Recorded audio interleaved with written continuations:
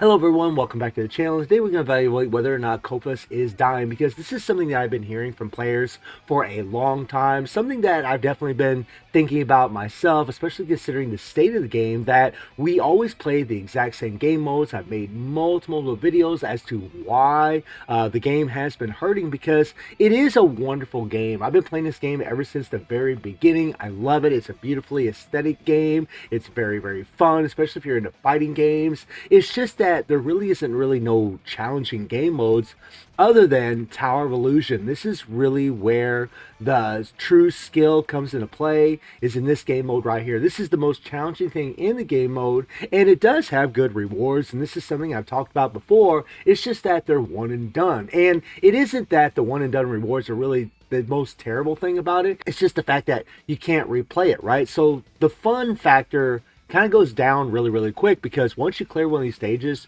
you can't go any further, right? So we have mentioned over and over to Netmarble that we definitely need new content. We definitely need to get rid of the, well, not maybe not get rid of, but just we need something other than 80 challenges like Boss Showdown, something like that. And the only way to establish how well the game is actually doing is by looking at the revenue that Netmarble has actually made from the game. Now, I'm not going to go over every single game on this thing, guys, but I just want to talk a little bit about the revenue that Netmarble is actually making. So, I mean, interesting enough, they made $12 million last month. Not bad for old Netmarble. Now, and Future Fight, a game that I do play, had, well, you have to realize that the release date was 2015, a very, very old game, and the last update was 42 days ago. So this is definitely could be skewed a little bit considering this is 42 days ago, but they made $1 million for the last month. Now, again, that was 42 days ago. And then we have Solo Leveling Arise, which is only available in Canada and Thailand.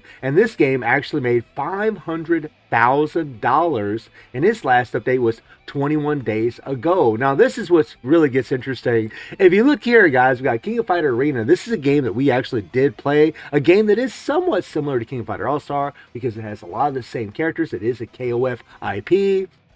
It had 200,000 downloads. I mean, the last update was 9 months ago, but it made $5,000. And the thing that is important to notice about this is that King of Fighter Arena is still up and running. The game is still going, even though they only made $5,000 in a month.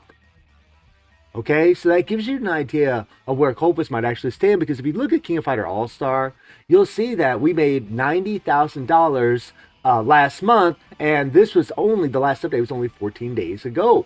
200,000 downloads, and so $90,000 is way more than $5,000. So if you look at it in that respect, it's like, well, it looks like the game's actually in a decent standing. But if you compare it to other games like Solo Leveling Arise, like Marvel Future Fight, it's not doing near as well. I mean, 90,000 compared to $1,500,000. I mean, granted, Solo Leveling Arise is a brand new game. New games a lot of times will do very, very well. But something else that's really interesting is Seven Deadly Sins. This game made $1 million, last month, which is wild, guys. Like, that's pretty awesome. That game's been around as long as King of Fighter All-Star, so that's pretty cool. So for all you Netmarble fans, you now know where these games are actually sitting, and King of Fighter All-Star is not the worst. I mean, it's definitely King of Fighter Arena. I'm not gonna get into all these other games, but King of Fighter All-Star is okay.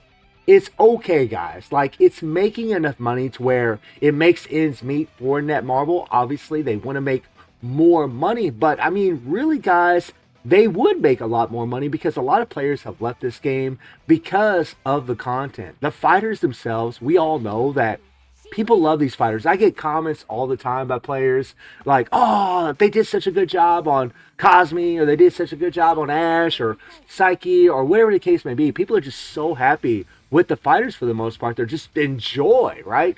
But when it comes to the content, and now if you're a newer player and you haven't been playing this game very long, this game is still very, very fun. The content is still very, very challenging. It's just that when you're a veteran or you've been playing this game for a good while, and this happens in a lot of games, guys. This isn't just King of Fighter All-Star. This happens in a lot of games. When you're a veteran, I'm not even talking about being a whale. I'm talking about being a veteran. Free to play, someone that's just played the game for, a good 2 years, then you're going to get pretty bored which is why a lot of those veteran players that did spend money, all right, a lot of them did, left the game because they feel no challenge. They're like, oh, I'm an A5, this character and this character. I mean, how many A5 characters do we need of a certain color, right? Once you get 3 blue UEs or 3 yellow UEs at level 90, you're pretty much done with that color. You don't need them anymore for the content that is available in the game. There are guys that has pushed Tower of Illusion. There's people that's pushed Tower of Illusion, guys, way, way, way up there. I know a player that is all the way at stage 65, guys. All the way at 65.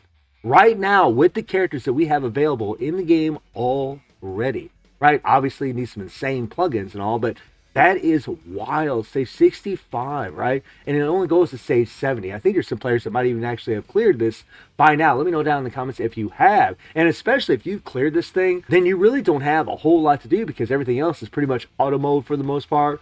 Guild raid, you need 1.25 billion. Colossal Boss Dungeon, the trash game mode that has an insane amount of RNG that really doesn't give you your EX generic memories like you're hoping for. Right? I mean, you guys saw that video where I opened up 209 of these boxes hoping to get an EX memory, and out of 209 boxes, I didn't get one. So Netmarble really needs to address this stuff. They really need to bump up the content, update the content, especially for UE characters. Give us another Team Relay dungeon for UE characters, and so on and so on, guys. I've talked about what they could do in this game so many times that it's not even funny because I love the game.